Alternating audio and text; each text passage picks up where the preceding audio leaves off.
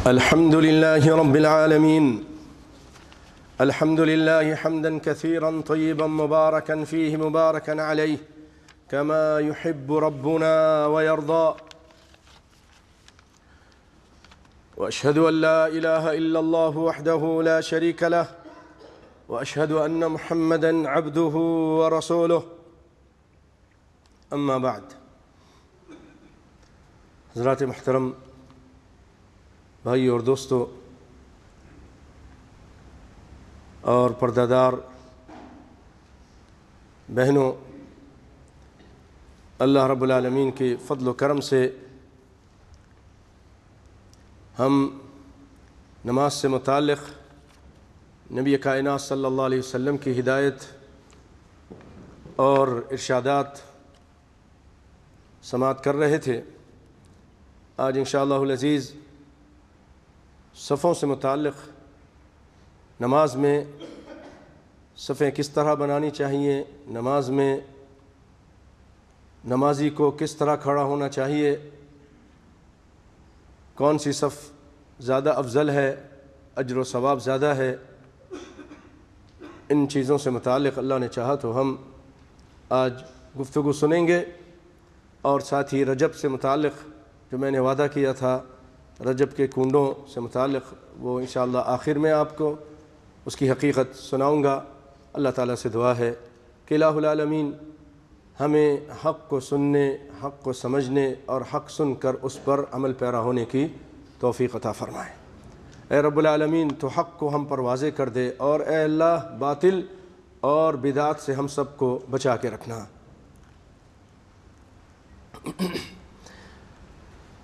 پیارے بھائیو، آج کے خطبہ جمعہ میں آپ کے سامنے میں نے نبی کائنات صلی اللہ علیہ وسلم کی ایک حدیث اور اس سے پہلے 2 آیتیں تلاوت کی تھیں. انشاءاللہ العزیز ان دونوں آیتوں اور اس حدیث مبارکہ کا ترجمہ، صفوف سے متعلق جو حدیثیں ہیں اس کو بیان کرنے کے آخر میں وہ انشاءاللہ اس کا ترجمہ اور وہ حدیث پاک اس کا ترجمہ آپ کے سامنے بیان کروں گا. آئیے حدیث سنتے ہیں. سیدنا جابر بن سمرہ رضی اللہ تعالی عنہ روایت کرتے ہیں کہ ایک مرتبہ کائنات کے امام فخر الانبیاء تشریف لے کر آئے ہمارے اوپر اور کہا، اے لوگو، الا تصفون کما تصف الملائکہ، اپنی صفیں ایسے کیوں نہیں بناتے جیسے فرشتے بناتے ہیں اپنے رب کے پاس، عند ربها. فقلنا یا رسول اللہ وکیف تصف الملائکہ عند ربها، اے اللہ کے رسول یہ تو بتائیے کہ فرشتے اللہ کے پاس صفیں کیسی بناتے ہیں، آپ بتائیے تو صحیح. قال، آپ صلی اللہ علیہ وسلم نے فرمایا، یتمون الصفوف الاول، وہ ایسا کرتے ہیں کہ پہلے جو رب کے پاس ان کے نماز کی جگہ ہے وہاں پر جو پہلی صفیں ہیں پہلے اس کو پورا کرتے ہیں. یعنی کہ جلدی نکلنے کے لیے پیچھے کھڑے ہو گئے یا آگے جگہ ہے پہلی صف میں چھوڑ کر پیچھے کھڑے ہو گئے، نہیں، پہلی صف کو پورا کرنا ہے. وہ ایسا کرتے ہیں. وَيَتَرَاصُونَ فِي الصَّفِّ، اور صف میں مل کر کھڑے ہوتے ہیں ایک دوسرے سے مل کر، ٹخنے سے ٹخنا، کندھے سے کندھا ملا کر، قدم سے قدم ملا کر. بھائیو، یہ ایسی باتیں ہیں جو آج انشاءاللہ آپ سنیں گے اور ممکن ہے آپ کو عجیب سا لگے کہ یار ساری زندگی ہم تو نماز پڑھتے رہے لیکن ہمیں ایسا کسی نے بتایا نہیں، نہ ہم ایسا کرتے تھے. تو یہ ایک کون سی بات ہے؟ یہ وہ بات ہے بھائی جو حدیث میں موجود ہے اور لوگ اس سے غافل ہیں. بہت سارے لوگ اس سے غافل ہیں، اس پہ عمل نہیں کرتے ہیں. اور یہ بات صحیح ہے اور بہت پرانی ہے. نبی کائنات صلی اللہ علیہ وسلم کے زمانے سے جب آپ نے لوگوں کو نماز کا طریقہ سکھایا اس وقت سے ہے، کوئی نئی بات نہیں. اسی لیے پریشان مت ہوئیے گا، اور جو حق بات ہے سن کر ہماری سب کی کوشش ہوگی کہ جو صحیح حدیث ہے اس پہ عمل کریں. تو آئیے سنتے ہیں. کہ صفوں کو ملاتے تھے۔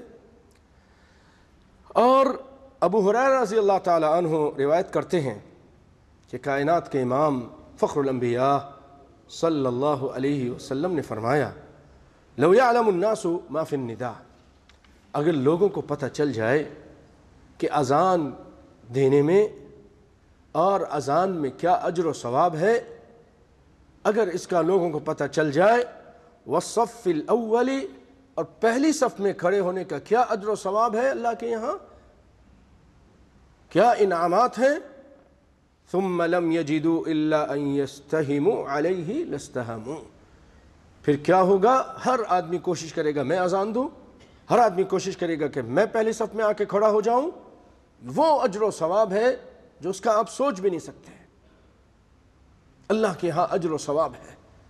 یہ رحمت عالم صلی اللہ علیہ وسلم فرما رہے ہیں، اور آپ سچ بولتے ہیں، آپ نے کبھی جھوٹ نہیں بولا۔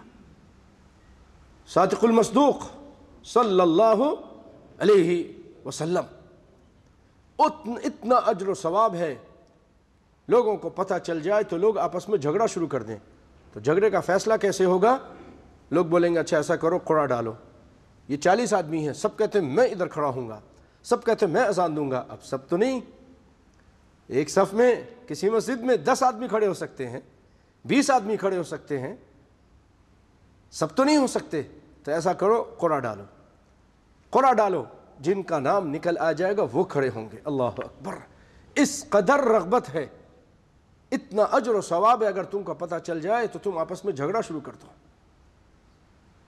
لیکن کیونکہ حقیقت نہیں پتہ ہم لوگوں کو، تو ہم میں سے لوگ اس کی رغبت نہیں کرتے، لیکن جو نیک اور صالح لوگ ہیں اور جو نبی کائنات صلی اللہ علیہ وسلم کے ادنیٰ اشارے پر مر مٹنے والے ہیں، وہ اسی کو کافی سمجھتے ہیں کہ جو رحمت عالم پیارے پیغمبر نے فرما دیا وہ بہت بڑی بات ہے، واقعی بہت اجر ہوگا، میں پہلی صف میں آؤں گا، میں پہلی صف میں کھڑا ہوں گا، دنیا کی تجارتوں کو، مال و دولت کو چھوڑ کر میں پہلے صف میں کھڑا ہو کر اجر و ثواب کا مستحق ہونے کی کوشش کروں گا۔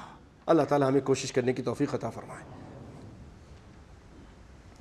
اور آپ صلی اللہ علیہ وسلم نے یہ بھی فرمایا خیر صفوف الرجال اولها، مردوں کی جو صفیں ہیں اس میں سب جو بہترین صف ہے وہ پہلی صف ہے، شروع کی صفیں ہیں،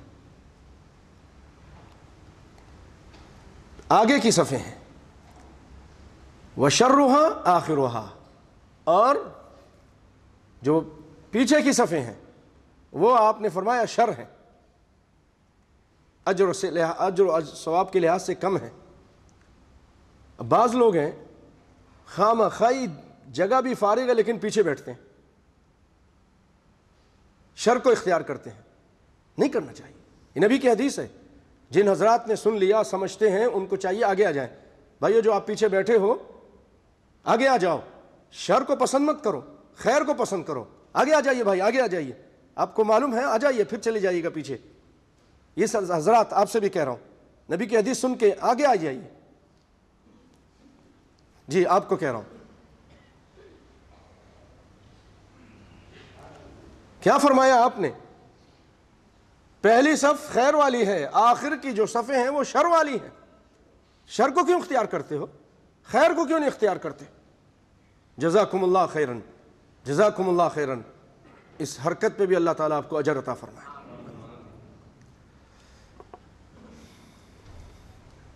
اور یہ ہے، آپ نے سچ فرمایا، بہت اجر ہے۔ شر سے متعلق یہ مطلب یہ ہے کہ ادھر وہ اجر نہیں ہے، اور یہ اس زمانے میں جب عورتوں کی صفیں ہوتی تھیں مردوں کی صفوں کے ساتھ ہی پیچھے ہوتی تھیں، تو وہ فتنے کے لحاظ سے شر تھیں، بہت زیادہ شر تھیں، اب بھی شر ہیں اجر و ثواب کی کمی کے لحاظ سے۔ اور اس زمانے میں شر اس لیے بھی کہا تھا کہ پیچھے عورتیں کھڑی ہوتی تھیں، پیچھے میں پردہ نہیں ہوتا تھا، حاجز نہیں ہوتا تھا، کوئی حاجز نہیں، تو مردوں کو احساس ہوتا تھا کہ پیچھے سے عورتیں ہیں، دیکھ رہی ہیں ہمیں، ان کی بھی نظر پڑ سکتی تھی، تو اس لیے فرمایا شر ہے۔ اور عورتوں کی صف کو کہا کہ وَخَيْرُ الصُّفُوفِ صُفُوفِ النِّسَاء آخِرُهَا، اور عورتوں کی صفیں جو بہترین ہیں وہ پچھلی والی ہیں، وَشَرُّهَا أَوَّلُهَا، اور ان کی شر اول میں ہے، ان کی اگلی صفیں شر والی ہیں۔ کیوں؟ کہ وہ بالکل مردوں کے پیچھے کھڑی ہوتی تھی، مردوں سے فاصلہ کم ہوتا تھا۔ یہ دو اللہ تعالیٰ نے ایسے صنف بنائی ہیں کہ ان کے اندر آپس میں کشش رکھی ہے۔ نماز کی حالت میں بھی کہا کہ یہ شر ہے، ان کے آگے کی صف مردوں کی پیچھے کی صف۔ اللہ اکبر بھائی، اس سے اندازہ کرو، نماز کی حالت میں مرد عورت اگر تھوڑے فاصلے کے ساتھ کھڑے ہو جائیں اور بیچ میں تھوڑا کم فاصلہ رہ جائے تب شر ہے، اور جب نماز نہ ہو، آفس میں بیٹھے ہوں، جب اپنے گھروں میں بیٹھے ہوں، جہاں ہمارے عورتوں سے، ان عورتوں سے پردہ ہوتا ہے، الحم الموت آپ نے فرمایا، وہ قریبی رشتہ دار شوہر کے بھائی، شوہر کے جو بھائی ہیں، مثلا عورت کے دیور جن سے پردہ ہے، چچازاد بھائی وغیرہ، عورت کے خالازاد بھائی، کزن، ان سب سے اسلام نے پردہ رکھا ہے، کیونکہ ان سے شادی ہو سکتی ہے۔ اب وہ یہ سب جن سے پردہ ہے ایک گھر میں مل کر بیٹھتے ہیں، کھانا کھاتے ہیں، چائے پیتے ہیں، ہنسی مذاق، جی ہم تو بھائی بہن ہیں لیکن ان سے شادی ہو سکتی، سگے بھائی بہن تو نہیں ہے نا، نہیں ہے، تو پھر ان سے پردہ ہے، ایک ساتھ بیٹھنا ناجائز ہے، حرام ہے۔ آپ صلی اللہ علیہ وسلم نے منع کیا ہے، اور دیور کو تو موت کہا ہے۔ آج اس طرح کے ہماری محفلیں سجتی ہیں جن میں عورت مرد ایک ساتھ بیٹھتے ہیں، شادی حال ہے اس میں سب ایک ساتھ بیٹھے ہیں، اسکول میں ایک ساتھ تعلیم، کالج میں، یونیورسٹی میں ایک ساتھ تعلیمیں حاصل کر رہے ہیں، شر پہ شر ہو رہا ہے، آپس میں تعلقات ہوتے ہیں، پیار محبت ہوتی ہے، بعد میں بھاگ جاتی ہیں، بعد میں کچھ ہوتا ہے، عزتیں لوٹی جاتی ہیں، پگڑیاں اچھالی جاتی ہیں۔ مرد ساری زندگی عزت کے ساتھ جو زندگی گزار چکا ہوتا ہے، تو گھر کے اندر آنے کی اجازت دے دی، کزن بھی آ رہا ہے، دیور بھی آ رہا ہے، دلہا بھائی بھی آ رہا ہے، سب آ رہے ہیں، سب سے پردہ ہے۔ کائنات کے امام نے منع کیا ہے۔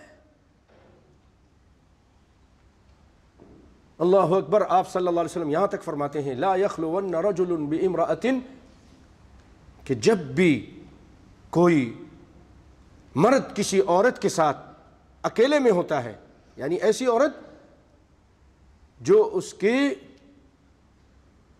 لیے حلال نہیں ہے، مثلا بیوی نہیں ہے، اس کی سگی بہن نہیں ہے، اس کی ماں نہیں ہے، اس کی بیٹی نہیں ہے، کوئی اور ہے جن سے شادی ہو سکتی ہے، غیر محرم ہے، ان کے ساتھ اگر تنہائی میں ہوتا ہے، الا والشیطان ثالثہما، تیسرا وہاں پر شیطان ہوتا ہے۔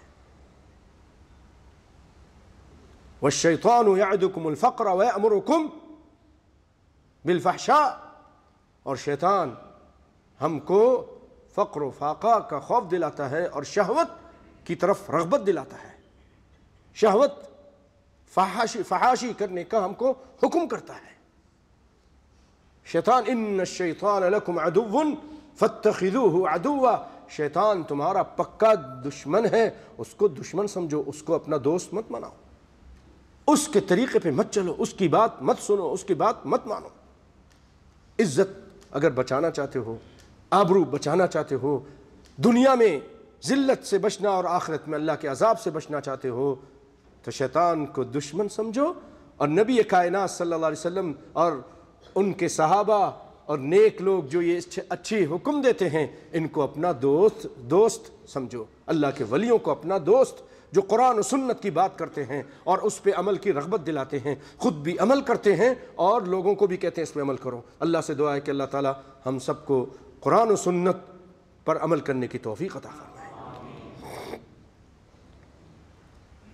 تو آپ نے اس سے اندازہ کیا ہوگا، نماز کی حالت میں بھی قربت سے اسلام منع کر رہا ہے، جبکہ اللہ کے بہت قریب ہوتا ہے بندہ۔ نماز کی حالت میں، خاص طور پہ سجدے میں جتنا قریب ہوتا ہے، کسی حالت میں بندہ اللہ کے قریب نہیں ہوتا۔ اس کے باوجود مرد عورت کے لیے شر بتایا ہے آپس میں قریب ہونے کو۔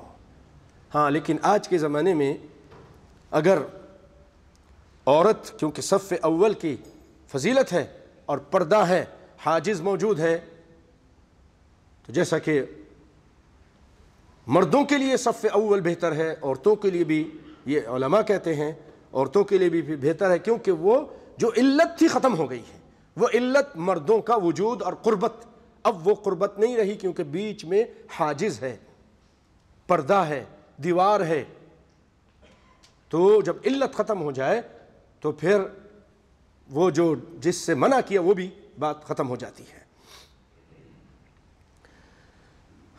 آئیے ایک اور حدیث سنتے ہیں۔ کائنات کے امام صلی اللہ علیہ وسلم آپ صفیں سیدھی کراتے تھے، آپ اصل میں امام تھے، آپ قائد تھے، آپ رہبر و رہنما تھے، آپ معلم تھے، تربیت کرنے والے مربی تھے۔ آپ جب تشریف لاتے تو آپ یمسح مناکبنا فی الصلاۃ، ہمارے کندھوں کو ہاتھ لگاتے تھے، سیدھے کھڑے ہو جاؤ، ٹھیک ہو جاؤ، آگے ہو جاؤ، پیچھے ہو جاؤ، ایسے کرتے تھے۔ وَيَقُولُ اسْتَوُوا، اور فرماتے تھے سیدھے سیدھے ہو جاؤ۔ وَلَا تَخْتَلِفُوا فَتَخْتَلِفَ قُلُوبُكُمْ،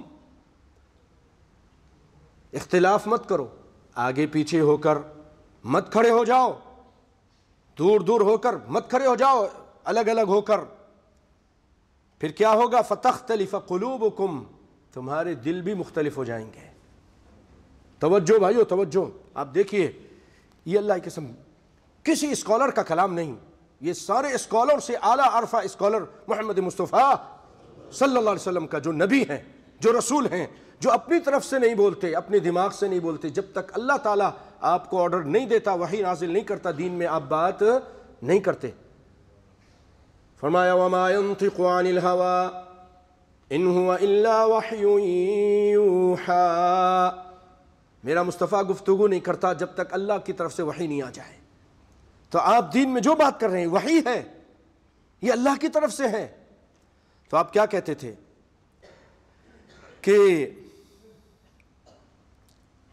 استووا ولا تختلفوا فتختلف قلوبکم، سیدھے کھڑے ہو جاؤ، مختلف نت ہو جاؤ۔ تمہارے جسم کے اختلاف سے نماز میں جو جسم تمہارا مختلف ہوگا، اختلاف کرے گا اپنے بھائی سے، اس کا اثر دل پہ آئے گا، اس کا اثر دل پہ آئے گا۔ کدھر آئے گا؟ دل پہ آئے گا۔ فتختلف قلوبکم، تمہارا دل بھی پھر مختلف ہو جائیں گے۔ آج یہی وجہ ہے، آج ہم ایک مسجد میں نماز پڑھتے ہیں لیکن سب کا قبلہ الگ طرف، سب کی رائے الگ ہے، سب کی بات الگ ہے، دلیں ایک دوسرے سے دور ہیں، نفرتیں ہیں، ایک ساتھ ایک جگہ پہ کھڑا پسند ہونا نہیں کرتے۔ یہ کھڑا ہے، میں ادھر سے بھاگ کے دوسری جگہ جاتا ہوں، کیوں یہ کھڑا ہے؟ مسلمان بھائی ہے لیکن نہیں کھڑے ہوتے اس کے ساتھ، دل مختلف ہیں، نفرتیں ہیں، عداوتیں ہیں، بغض ہیں۔ وجہ یہ کہ آج ہماری بے شمار مسجدیں ایسی ہیں کہ جو نبی کائنات کی مخالفت کرتی ہیں۔ آپ فرماتے مل کے کھڑے ہو جاؤ، ہم کہتے ہیں کیوں مل کے کھڑے ہوں؟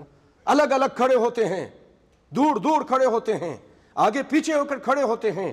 اختلاف جسم نے کیا، اس کا اثر نبی کائنات صلی اللہ علیہ وسلم کے فرمان کے مطابق دل میں آیا، دل بھی مختلف ہو گئے۔ اور دلوں کو ملانا چاہتے ہو تو نماز میں صفوں کو ملا لو، نماز میں صفوں کو ملاؤ۔ اللہ کی قسم کھا کے کہتا ہوں اللہ نے دل بھی ملا دیں گے، انشاءاللہ دل بھی ملیں گے۔ وَأَلَّفَ بَيْنَ قُلُوبِهِمْ لَوْ أَنفَقْتَ مَا فِي الْأَرْضِ جَمِيعًا مَا أَلَّفْتَ بَيْنَهُمْ، کائنات کی ہر چیز اگر آپ خرچ کر دیتے ان کا دل ملانے کے لیے، ان کے دل نہیں ملا سکتے تھے، لیکن ہم نے ملا دیا، ہم نے ملا دیا، اپنی رحمت سے ملایا، ان کا دل مل گیا تھا، کیونکہ نمازوں میں بھی مل کے کھڑے ہوتے تھے، اختلاف نہیں کرتے تھے۔ اس قدر ملا بھائیو، آپ کو معلوم ہے میں کیا سناؤں، آپ کو کیا بتاؤں، ایسے دل ان کے مل گئے تھے، نہ غیبت کرتے تھے، نہ حسد کرتے تھے، نہ بغض کرتے تھے، نہ دشمنی کرتے تھے۔ کونوا عباد اللہ اخوانا کی تصویر بنے تھے۔ جنگ کے ٹائم ایک صحابی کو یا ایک مجاہد کو زخمی سے چور، پیاس لگی، پانی کی آواز دی تو ایک پانی پلانے والا قریب آتا ہے تو دوسری طرف سے آواز آتی ہے پانی، اس کے پاس پانی لے کے جاتا ہے تو یہ شدید زخمی ہے، کہتا ہے مجھے نہیں پلاؤ، میرے بھائی کو پلاؤ، اس کو پیاس لگی. اللہ اکبر. فتختلف قلوبکم، دل مل گئے تھے، صف ملی تھی تو دل بھی ملے ہوئے تھے. میں نہیں پیوں گا، نہیں تم پیو، نہیں پیوں گا. دوسرے کے پاس گیا، اس کے پاس ابھی پانی لگا رہا تھا، تیسری آواز آئی، تیسرے کے پاس گیا، چوتھے کے پااس گیا، پانچویں کے پاس گیا، واپس آیا، پہلے کے پاس وہ فوت ہو چکا تھا، شہید ہو چکا تھا. اللہ اکبر. یہ تھے دل. کائنات کے امام صلی اللہ علیہ وسلم نے ان اعمال کے ذریعے، ان نمازوں کے ذریعے، ان آپس میں اس طرح ان کی تربیت کی تھی کہ وَيُزَكِّيهِمْ وَيُعَلِّمُهُمُ الْكِتَابَ وَالْحِكْمَةَ. ان کی پاکی صفائی کرتے تھے، ان کو علم و حکمت کی باتیں سکھاتے تھے. اور فرمایا آپ نے لِيَلِيَنِي مِنْكُمْ أُولُو الْأَحْلَامِ وَالنُّهَى، میرے قریب، امام کے قریب وہ لوگ کھڑے ہوں جو تھوڑا علم رکھتے ہیں، سمجھدار ہیں، سمجھدار ہیں. اسی لیے بہت چھوٹے بچوں کو بالکل تھوڑے علم والے، تھوڑے سمجھدار، وہ لوگ امام کے قریب کھڑے ہوں. ثم الذین یلونہم ثم الذین یلونہم، پھر ان سے جو کم درجے کے ہیں، پھر ان سے کم درجے کے ہیں. اسی لیے پہلی صف میں کوشش علماء کو کرنی چاہیے، اہل علم کو، کہ پہلی صف میں آ کے کھڑے ہوں، امام کے قریب کھڑے ہوں. اگر امام کا وضو ٹوٹ جائے، امام اللہ نہ کرے بے ہوش ہو جائے، امام اللہ نہ کرے زخمی ہو جائے، جیسے سیدنا عمر رضی اللہ تعالیٰ عنہ کو خنجر مارا تھا ابو لولو فیروز مجوسی نے، تو آپ آگے بڑھ کر عبد الرحمن بن عوف کو کھڑا کر دیا، تم نماز پڑھاؤ، تم نماز پڑھاؤ. تو ایسی صورت ہو تو امام کی جگہ کھڑا ہو سکے. اس کو مسلم شریف نے روایت کیا. اور آپ صلی اللہ علیہ وسلم نے فرمایا، اللہ اکبر. بھائیو، ہم صفوں کو ملانے کو حقیر سمجھتے ہیں. امام کہتے ہیں سو، ہم اپنی جگہ سے ٹس سے مس نہیں ہوتے، اپنا پاؤں نہیں ملاتے، آگے پیچھے نہیں ہوتے، صف سیدھی نہیں کرتے. وہ کہتے ہیں یہ تو امام صاحب کا کام ہے بولنے کا، ہمارا کام ہے سن کے نکال دینے کا. جیسے ہم ہیں ویسے ہی رہیں گے، ہم بدلیں گے نہیں. ہمارا پر نالا جدھر ہے ادھر ہی رہے گا. ڈھیٹ ہو چکے ہیں بعض لوگ، اللہ کی قسم، نہیں ہلتے، نہیں جلتے، بڑے بلکہ برا مانتے ہیں. بھائیو سنو، آپ صلی اللہ علیہ وسلم نے فرمایا کہ یہ جو تمہارے صف کو ملانا ہے نا، صف کو ٹھیک کرنا ہے، یہ نماز کے مکمل کرنے میں سے ہے. اور فرمایا فَإِنَّ تَسْوِيَةَ الصَّفِّ مِن تَمَامِ الصَّلَاةِ، نماز کے اتمام سے ہے، نماز کے مکمل کرنے سے ہے. صف کو ملانا آپس میں یہ ایسا ہے جیسے نماز آپ نے مکمل کری، اگر نہیں کیا تو نماز آپ کی ناقص رہی. پھر آگے فرمایا فَإِنَّ تَسْوِيَةَ الصُّفُوفِ مِنْ إِقَامَةِ الصَّلَاةِ، صفوں کو ملانا نماز کی اقامت میں سے ہے، نماز کے قیام میں سے ہے. اللہ کیا فرماتا ہے؟ اقیموا الصلاۃ وآتوا الزکاۃ، نماز کو قائم کرو. اور نماز کا قیام یہ نہیں کہ صرف آپ الگ الگ پڑھ لیں، نماز کا پورا قیام نہیں ہوا، جماعت سے پڑھیں اور مل کر کھڑے ہو تو یہ، اور خشوع اور خضوع اور نبی کے طریقے کے مطابق پڑھیں تو یہ نماز کا قیام ہے، نماز کا قیام ہے. اللہ اکبر. یہ بخاری کی روایت ہے. اور اس سے پہلے والی جو میں نے بتایا تمام الصلاۃ من تمام الصلاۃ وہ متفق علیہ، بخاری مسلم کی روایت ہے. ایک مرتبہ کائنات کے امام صلی اللہ علیہ وسلم تشریف لے کر آئے. فاقبل علینا رسول اللہ صلی اللہ علیہ وسلم، اقیمت الصلاۃ، اقامت ہو گئی تھی، آپ نے ہماری طرف منہ کیا، بوجہہ فقال اقیموا صفوفکم، آپ نے کہا صفیں سیدھی کرو. وتراصوا، تراصوا کے معنی ہوتے بھائیو مل کے کھڑے ہونا. جیسے اللہ نے کیا فرمایا کہ یا ایھا الذین آمنوا لم تقولون ما لا تفعلون کبر مقتا عند اللہ ان تقولوا ما لا تفعلون ان الذین یقاتلون فی سبیلہ صفا کأنہم بنیان مرصوص، کہ اللہ تعالیٰ اس صف کو پسند کرتا ہے جو مل کر کھڑے ہوتے ہیں. جیسے چونا گچ دیوار ہوتی ہے، ایک اینٹ کے اوپر ایک اینٹ، اس طرح اس کو تراس کہتے ہیں.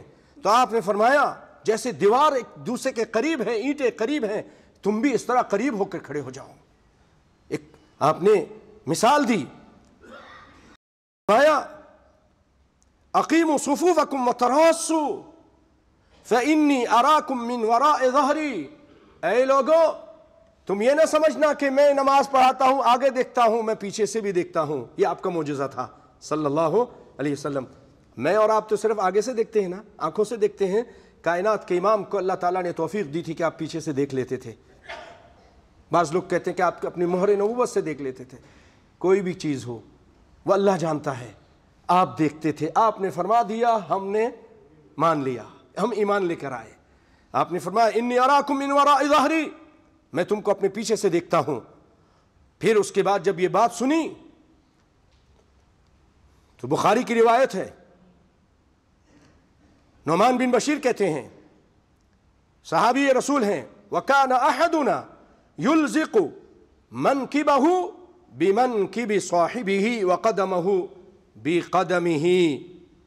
جب یہ روایتیں سن لی، یہ باتیں سن لی، وہ بھائیو وہ لوگ تھے مرمٹنے والے، اللہ کی قسم وہ لوگ تھے اطاعت کرنے والے۔ مصور کھینچ وہ نقشہ جس میں یہ صفائی ہو، ادھر حکم محمد ہو صلی اللہ علیہ وسلم، ادھر گردن جھکائی ہو، ادھر آرڈر آتا تھا، ادھر وہ اطاعت کے لیے تیار ہو جاتے تھے۔ اللہ نے سچ فرمایا انما كان قول المؤمنین اذا دعوا الى اللہ ورسولہ لیحکم بینہم ان یقولوا سمعنا واطعنا واولئک هم المفلحون۔ اللہ فرماتے ہیں کہ مومنوں کا قول تو یہ ہوتا ہے جب اللہ اس کے رسول کی طرف بلایا جاتا ہے کہ ان کے درمیان فیصلہ کیا جائے، ان یقولوا سمعنا واطعنا، نبی کی بات سنتے ہیں، اللہ کی بات اور اس کے رسول کی بات سنتے ہیں، کہتے ہیں سمعنا واطعنا، ہم نے سن لیا، ہم اطاعت کریں گے۔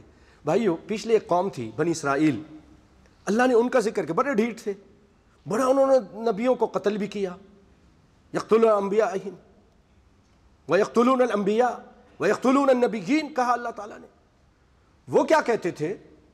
اللہ نے ان پہ لعنت بھی بھیجی، پھر اللہ تعالیٰ نے ان کو مغضوب کہا ہے، مغضوب کہا ہے، اور ان کی دوستی سے منع کیا، لا تتخذوا اليہود والنصارى اولیاء، ان کو اپنا دوست مت بناؤ، یہود و نصارہ کو۔ وہ کیا کرتے تھے؟ جانتے کیا کرتے تھے؟ مومن کی تو شان یہ ہے کہ جب کہا جائے اطاعت کرو، وہ کہتے تھے سمعنا واطعنا۔ امت محمد صلی اللہ علیہ وسلم یہ کہتی ہے، لیکن وہ کیا کہتے تھے؟ سمعنا وعصینا، ہم نے سنا لیکن اطاعت نہیں کریں گے، ہم نافرمانی کریں گے۔ آپ کیا کریں گے بھائیو؟ اطاعت کریں گے کہ نافرمانی کریں گے؟ اطاعت کریں گے، سنتے اس لیے کہ اطاعت کریں گے۔ اللہ تعالیٰ مجھے اور آپ کو اطاعت کی توفیق عطا فرمائے، آمین انشاءاللہ۔ تو سنیے، وَكَانَ أَحَدُنَا يُلْزِقُ مَنْكِبَهُ بِمَنْكِبِ صَاحِبِهِ، ہم میں سے ایک آدمی اپنے کندھے کو اپنے بھائی کے کندھے کے ساتھ ملاتا تھا نماز میں، اور وَقَدَمَهُ بِقَدَمِهِ، اور اپنے پاؤں کو اپنے بھائی کے پاؤں کے ساتھ ملاتا تھا۔ اللہ اکبر، اللہ اکبر۔ بخاری کی روایت ہے، صحابہ کرام کا یہ فعل تھا۔ نبی کائنات صلی اللہ علیہ وسلم کی موجودگی میں اگر یہ فعل غلط ہوتا تو اللہ تعالیٰ آپ کو فوراً آسمان سے وحی نازل کر کے کہہ دیتا کہ تمہارے صحابہ کرام غلط کر رہے ہیں، جیسے اور چیزوں پہ آپ کو متنبہ کیا۔ آپ نے نماز پڑھی، ایک مرتبہ جوتے میں نجاست لگی تھی، اللہ تعالیٰ نے وحی کر دی نماز کی حالت میں کہ آپ جوتی اتار دیجئے، آپ کی جوتی میں نجاست ہے۔ آپ نے جوتی اتاری، صحابہ کرام نے بھی جوتی اتار دی، جب نماز پڑھ رہے تھے، جوتی پہن کے پڑھ رہے تھے، صحابہ کرام نے بھی اتار دی۔ آپ نے پوچھا صحابیوں، میں نے جو نماز میں جوتی اتاری تم نے کیوں اتاری؟ کہا ہم کو کیا معلوم، ہم نے آپ کو دیکھا تھا، ہم نے بھی اتار دی۔ اللہ، یہ اطاعت۔ آپ نے فرمایا کہ میرے پاس تو اللہ کی وحی آئی تھی کہ جوتی پہ گند اور نجاست لگی ہے، اتار دیجئے۔ تو بھائیو اگر یہ فعل، بعض لوگ کہتے ہیں نہیں یہ صحابہ کا اپنا فعل تھا، اگر بھائیو نبی کائنات کی موجودگی میں اگر کوئی غلط کام ہوتا تو اللہ تعالیٰ متنبہ فرما دیتے تھے۔ آپ نے اس پہ تنقیر نہیں کی تو یہ بات صحیح ہے۔ اور صحابہ کرام جن کے بارے میں اللہ نے فرمایا فَإِنْ آمَنُوا بِمِثْلِ مَا آمَنْتُمْ بِهِ فَقَدْ اهْتَدَوْا، جیسے نبی کے یہ ستارے، یہ دلارے، یہ جانثار ایمان لائے ہیں، ایسے ایمان لے آؤ تو تم کامیاب ہو جاؤ گے۔ تو کامیابی چاہتے تو ان کے طریقے پہ چلو۔ آگے سنیے، نعمان بن بشیر رضی اللہ تعالیٰ عنہ فرماتے ہیں قال سمعت رسول اللہ صلی اللہ علیہ وسلم یقول لَتُسَوُّنَّ صُفُوفَكُمْ أَوْ لَيُخَالِفَنَّ اللَّهُ بَيْنَ وُجُوهِكُمْ، اے لوگو یا تو تم اپنی صفوں کو سیدھی کر لو، ٹھیک ٹھیک کر لو، مل کر کھڑے ہو جاؤ، نہیں تو پھر اللہ تعالیٰ تمہارے چہروں کو بھی ایک دوسرے سے پھیر دے گا۔ مطلب یہ کہ دلوں میں نفرت آ جائے گی، اختلاف آ جائے گا، اور تم ایک دوسرے سے چہرے پھیر لوگو، دیکھا بھائی آ رہا ہے ادھر منہ کر لوگے، بالکل نفرتیں آ جائیں گی دلوں میں۔ اللہ اکبر اللہ اکبر۔ بھائیوں یہ آپ صلی اللہ علیہ وسلم نے فرمایا، لیکن ہم نے کیونکہ مخالفت کی، صفیں سیدھی نہیں کی۔ آج جا کے مسلمانوں کی صفوں کو دیکھیے، الا من رحم ربی، اکثر کی صفیں ایک دوسرے سے دور ہو کے کھڑے ہوتے ہیں، آگے پیچھے ہو کے کھڑے ہوتے ہیں، صفوں کے ملانے کا کوئی اہتمام نہیں کرتے۔ تو اللہ تعالیٰ نے بھی دلوں میں نفرت ڈال دی ہے، چہرے پھیر دیے ہیں۔ میرے پیارے بھائیوں اس کے بعد کا بیان انشاءاللہ اسی صفوں سے متعلق ہے، اللہ نے چاہا تو آئندہ آپ کے سامنے اس کو پورا کریں گے۔ آئیے کنڈوں سے متعلق میں نے آپ سے وعدہ کیا تھا۔ بھائیوں کنڈا حقیقت میں یہ جو 22 رجب کو کیا جاتا ہے، یہ کیا ہے، اس کی حقیقت کیا ہے، یہ آپ کو سناتا ہوں۔ یہ ایک جھوٹی کہانی بنائی ہندوستان کے اندر، اور اس میں یہ لوگ کیا کرتے ہیں، ایک نظم انہوں نے بنائی، اس کہانی کو اس نظم میں پیش کیا، جس کا خلاصہ یہ ہے کہ مدینے میں ایک لکڑہارا رہتا تھا اور بڑا غریب تھا، پھر وہ پریشان ہو کر مدینے سے باہر چلا گیا کہیں کام کرنے کے لیے، اور اس کے بعد کافی عرصہ ہو گیا نہیں آیا، اس کی بیوی بڑی پریشان، آخر کار تنگ آ کر اس نے کہیں نوکری حاصل کر لی وزیر کے گھر پہ، وزیر کے گھر میں اس کی نوکری کر لی جھاڑو دینے کے لیے۔ تو ایک دن وہ جھاڑو دے رہی تھی تو اس گھر کے نیچے سے، محل کے نیچے سے امام جعفر صادق رحمۃ اللہ علیہ، امام جعفر صادق رحمۃ اللہ علیہ وہ گزرے، سب کہیں رحمۃ اللہ علیہ۔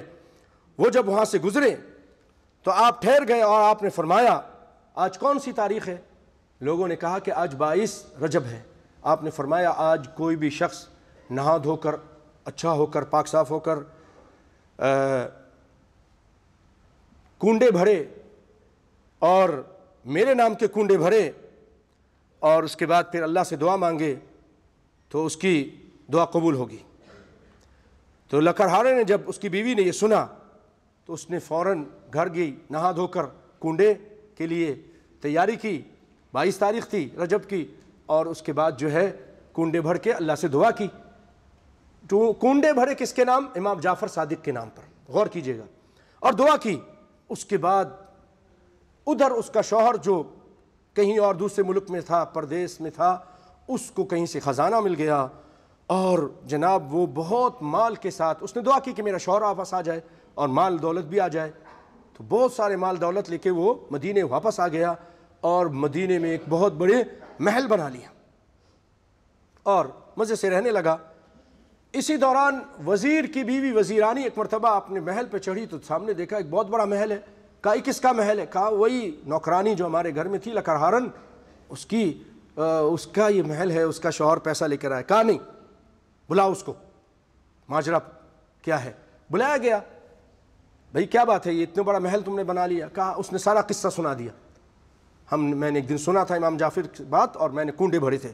کہا نہیں تم جھوٹ بولتی ہو، یہ بات نہیں ہے، لگتا ہے کہ تمہارے شوہر نے ڈاکہ ڈالا ہے، چوری کی ہے، اور اس کے بعد یہ سارا کچھ اس نے بنایا ہے۔ اچھا جی، بیوی نے کیونکہ کنڈے کا انکار کیا، یہ سارا شعر ایک بنایا ہے، ایک نظم بنائی ہے، اس میں سارا ذکر کیا ہے، کہانی بنائی ہے، تو کیا وہ اللہ کا عذاب آنا شروع ہو گیا کنڈے کا انکار کرنے کی وجہ سے؟ وزیر کی وزارت چلی گئی، کیونکہ وزیرانی نے کہا تھا کہ کنڈا کچھ بھی نہیں ہے، تیرا شوہر جو ہے نا وہ ڈاکہ ڈالا اس نے۔ اب وزیر کی وزیرانی وزارت چلی گئی اور بادشاہ نے کہا کہ آپ لوگ ادھر سے نکل جائیے، جلا وطن کر دیا، سارا مال اسباب لے لیا۔ اب دونوں جا رہے تھے، راستے میں ایک خربوزہ ملا، وہ خربوزہ خرید لیا کہ راستے میں کہیں بھوک لگے گی کھائیں گے۔ جا رہے تھے، شام کا ٹائم ہو گیا، ادھر سے شہزادہ تو شکار کے لیے گیا تھا، وہ پھر واپس نہیں آیا۔ بڑی پیاری کہانی ہے، جھوٹ کیسے زبردست طریقے سے بنایا۔ شہزادہ صاحب واپس نہیں آئے۔ بڑے چھوٹے وزیر نے کہا لگتا ہے یہ بھی وزیر صاحب کی جن کو آپ نے نکالا ہے انہوں نے یہ کارستانی کی ہے، آپ کے بیٹے کو قتل کر دیا۔ ان کو بلایا گیا، واپس آؤ، پولیس بھیجی گئی، واپس دونوں کو لایا گیا۔ بولا پوٹلی کھولو، وہ کیا ہے؟ اس میں تو خربوزہ تھا۔ اس کو کھولا تو اس کے اندر شہزادے کا سر رکھا تھا۔ اب تو اور پھنس گئے، دونوں کو جیل میں ڈال دیا، صبح تم کو پھانسی دیں گے، ظالموں ہمارے غبن بھی کیا، یہ بھی کیا، وہ بھی کیا، اور ہمارے بیٹے کو بھی قتل کر دیا۔ اب وزیر اپنے وزیرانی کے ساتھ، اپنی بیوی کے ساتھ دونوں بیٹھ کر باتیں کرتے، کیا گناہ کیا ہے؟ اچانک یہ سارے عذاب آ گیا ہم پہ۔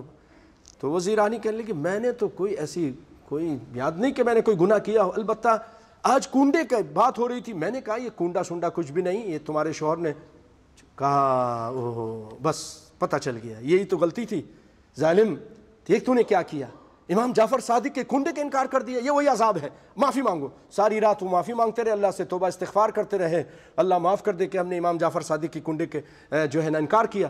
اب صبح ہوئی، بادشاہ نے بولا ان کو بلاؤ، ان کو پھانسی دیں گے۔ ان کو بلایا گیا، بولا پوٹلی کھولو۔ پوٹلی کھولا تو پوٹلی کے اندر خربوزہ رکھا ہے، خربوزہ پہلے سر تھا، رات کے ٹائم کیا تھا؟ شہزادے کا سر تھا، اور صبح اس کے اندر خربوزہ ہی تھا۔ اللہ اکبر۔ اور ادھر سے شہزادہ بھی آ گیا، اب تو سارے پریشان ہو گئے۔ پھر بادشاہ نے پوچھا آپ بتاؤ کیا ماجرا کیا ہے؟ اس نے بتایا کہ بات یہ تھی، میں نے، میری بیوی نے ناسمجھی میں، جہالت میں امام جعفر صادق کے کنڈے کے انکار کیا تھا، لگتا ہے اسی کا عذاب تھا، یہ اسی کا عذاب تھا۔ اب تو بادشاہ بھی اتنا خوش ہوا، بادشاہ نے بھی کہا کہ آئندہ میں بھی کنڈے بھروں گا، پورا ملک کنڈے بھرے گا جعفر صادق کے۔ اور چھوٹا وزیر جس نے شکایتیں کی تھی اس کا غبن ثابت ہو گیا، اس کو نکال دیا، بڑے وزیر کو دوبارہ وزیر بنا دیا، اور پوری ریاست اور پوری بادشاہت جو ہے نا 22 رجب کو کنڈا بھرنے لگی۔ پیارے بھائیوں، یہ ایک افسانہ ہے، اور اس سے بڑھ کر یہ کچھ نہیں، کیونکہ مدینے کے اندر جس وقت امام جعفر صادق اس دنیا میں تھے، وہ آپ امام جعفر صادق کی ولادت 8 رمضان 80 ہجری یا 83 ہجری کی ہوئی، اور آپ کی تاریخ وفات پر اتفاق ہے کہ 15 شوال 148 کو وفات ہوئی، 148 ہجری کو۔ اگر آپ کی ولادت پہلی روایت کو سامنے رکھا جائے تو آپ نے 68 سال کی عمر پائی، اور آپ کی عمر کی 52 سال خلفائے بنی امیہ کے عہد میں خلافت میں گزرے، جس کا دارالخلافہ بنو امیہ کا دارالخلافہ مدینہ نہیں تھا، بادشاہ مدینے میں، بادشاہ دارالخلافے میں ہوتا ہے، اور ان کا دارالخلافہ دمشق تھا، اور عمر کے باقی 16 سال آپ نے عباسی خلفاء کے دور میں گزاری، اور ان کا جو دارالخلافہ وہ بغداد تھا، عباسیوں کا بغداد تھا، امویوں کا دمشق تھا، اور بادشاہ دارالخلافہ میں ہوتا ہے، دوسرے شہر میں نہیں ہوتا۔ اس ٹائم مدینہ ایک عام شہر تھا، دارالخلافہ نہیں تھا، اور اس کہانی بنانے والے سے بھول ہوگی بیچارے سے، اس کو ٹھیک کر لینا چاہیے ان کو، اعوذ باللہ۔ انہوں نے اس کو مدینے میں بادشاہت ثابت کر دی، اور بادشاہ اس زمانے میں مدینے رہتا تھا، یہ سب جھوٹ ہے۔ اور پھر امام جعفر صادق کی تاریخ وفات دیکھیے، جو آدمی کسی کا دن مناتا ہے وہ اس کی وفات پہ مناتا ہے، اکثر یا تو پیدائش پہ مناتا ہے یا اس کی وفات پہ مناتا ہے۔ امام جعفر صادق رحمۃ اللہ علیہ کی یہ جو کنڈا کا 22 رجب کو مناتے ہیں، نہ آپ کی تاریخ پیدائش ہے نہ تاریخ وفات ہے، کیونکہ رمضان میں پیدا ہوئے اور شوال میں فوت ہوئے۔ تو 22 رجب کے تاریخ کے کیا تعلق ہے؟ کوئی تعلق نہیں۔ تعلق یہ ہے بھائیوں کہ 22 رجب کو سیدنا امیر معاویہ رضی اللہ تعالی عنہ وہ فوت ہوئے تھے، جن کی دلوں میں صحابہ کا حسد اور بغض ہے۔ انہوں نے کہا کس طرح ہم خوشی منائیں کہ یہ صحابی فوت ہوئے، تو انہوں نے چپ کے خوشی منانے کے لیے اور سنیوں کو بھی اپنے ساتھ شامل کرنے کے لیے ہم میں سے کتنے لوگ ہیں کیا کرتے ہیں. میں جب ہوتا تھا پاکستان میں اور میں اسکول پڑھاتا, وہاں پر گورنمنٹ اسکول میں ٹیچر, تو ہمارے ساتھ جو سارے ٹیچر وہ 22 کو سب سنی وہ مناتے تھے. ہمارے پاس حلوہ لاتے, یہ کھا لیجئے. نہیں بھائی یہ تو نہیں. عورتیں بھی ٹیچر اور ٹیچر نہیں سب بولتے ہیں اللہ. لوگوں کو معلوم نہیں. صحابہ کی ایک صحابی فوت ہو گیا, اس دن یہ خوشی منا رہے ہیں. ان کو معلوم نہیں ہے کہ یہ امام جعفر صادق کی تاریخ سے کسی چیز سے کوئی تعلق نہیں. یہ سیدنا معاویہ رضی اللہ تعالیٰ عنہ کی وفات کا دن ہے. اس دن یہ لوگ کنڈے بھرتے ہیں اور یہ خوشی مناتے ہیں. جس طرح سیدنا عمر بن خطاب کی شہادت پر ہر سال یہ خوشی مناتے ہیں, اور ابو لولو فیروز کو بابا شجاع الدین کا لقب دے کر اس کے ساتھ دلی عقیدت کا اظہار کرتے ہیں. اسی طرح یہ کاتب وحی سیدنا معاویہ کی وفات پر یہ لوگ خوشی مناتے ہیں اور کنڈے بھرتے ہیں, حلوہ پوری کھاتے ہیں, اور مسلمانوں کو بھی اپنے ساتھ شریک کرتے ہیں. اس میں ایک چیز اور دیکھیے, آج ہمارے اس جدید دور میں جب کہ بڑے بڑے کرین ہیں, بڑے بڑے ٹرک ہیں, بڑے بڑے ڈمپر ہیں, کوئی چھوٹی سی بھی عمارت بنے تو محلے والوں کو پتہ چل جاتا ہے. یہ کیسی عمارت اس زمانے میں بنی, محل کا محل, آسمانوں سے باتیں کرتا ہوا محل بن گیا, وزیرانی کو پتہ ہی نہیں چلا. یہ بھی ایک جھوٹ ہے بھائیوں. اور اس میں یہ دیکھیے امام جعفر صادق بہت ہی نیک صالح انسان تھے. آخری بات کرتا ہوں, بہت ہی نیک صالح انسان تھے. وہ قرآن کے خلاف کیسے بات کریں گے؟ قرآن میں اللہ تعالیٰ فرماتا ہے انما حرم علیکم المیتۃ والدم ولحم الخنزیر وما اہل بہ لغیر اللہ, کہ اللہ تعالیٰ نے تمہارے اوپر انما حرم علیکم المیتۃ مردار حرام کر دیا ہے, والدم خون دم مسفوح حرام ہے, ولحم الخنزیر خنزیر کا گوشت حرام ہے, وما اہل بہ لغیر اللہ, اور جس چیز پر بھی اللہ کے علاوہ کسی کا نام آ جائے, کسی نبی ولی پیر فقیر کا نام آ جائے, وہ بھی حرام. وہ دودھ بھی حرام, وہ گائے بھی, وہ کھچڑا بھی, وہ حلیم بھی, وہ دیغ بھی, جس پر آپ کسی بھی پیر فقیر کسی بھی نبی ولی کا نام دے دو کہ یہ اللہ کے نام, نظر اللہ نیاز حسین, یہ دیغ, یہ بکرا پیر بابا کے نام پہ, علی جعفر کے نام پہ, فلانے کے, حرام ہے. قرآن کہہ رہا ہے حرام ہے. تو امام جعفر صادق ایسی شرک والی بات نہیں کریں گے. اللہ تعالی ہمیں دین کو سمجھنے اور صحیح دین پر عمل کرنے کی توفیق عطا فرمائے. اے اللہ ہر قسم کے شرک و بدعت سے بچا کے رکھنا. اے اللہ تو ہم سب کے گناہوں کو معاف فرما دے. بھائیو, نبی کائنات صلی اللہ علیہ وسلم اتنی عظیم ہستی اللہ تعالیٰ نے بنائی ہے. اللہ تعالیٰ نے ان کے بارے میں کہا جو میرے نبی پر, میرے پیارے حبیب پر ایک درود بھیجے گا میں اس پہ 10 درود بھیجوں گا. من صلی علیہ واحدۃ صلی اللہ بہا 10. اور خود فرماتا ان اللہ ملائکتہ یصلون علی النبی یا ایھا الذین آمنوا صلوا علیہ وسلموا تسلیما. اے لوگو تم میرے نبی پر درود و سلام بھیجو, کیونکہ میں بھی اور میرے فرشتے بھی اس پر درود و سلام بھیجتے ہیں. تو بھائیو, اللہم صلی وسلم وزد وبارك على عبدك ونبيك وخليلك محمد وعلى آله وصحبه أجمعين. اللهم صل وسلم وزد وبارك على عبدك ونبيك محمد وعلى آله وأزواجه وذريته. وارض اللهم عن الخلفاء الراشدين المهديين أبي بكر وعمر وعثمان وعلي ساداتنا في الدين, وعن سائر أصحاب نبيك أجمعين والتابعين ومن تبعهم بإحسان إلى يوم الدين, وعنا معهم بعفوك وجودك وكرمك يا أكرم الأكرمين ويا أجود الأجودين ويا أرحم الراحمين. اللهم أعز الإسلام والمسلمين وأذل الشرك والمشركين. اللهم دمر أعداء الدين واجعل هذا البلد آمنا مطمئنا سخاء رخاء وسائر بلاد المسلمين. اللهم وفق مليكنا وولاة أمورنا إلى ما تحب وترضى. اللهم وفقهم بتوفيقك واجعل عملهم في رضاك واحفظهم بحفظك يا رب العالمين. اللهم انصر كتابك ودينك وسنة نبيك وعبادك الموحدين.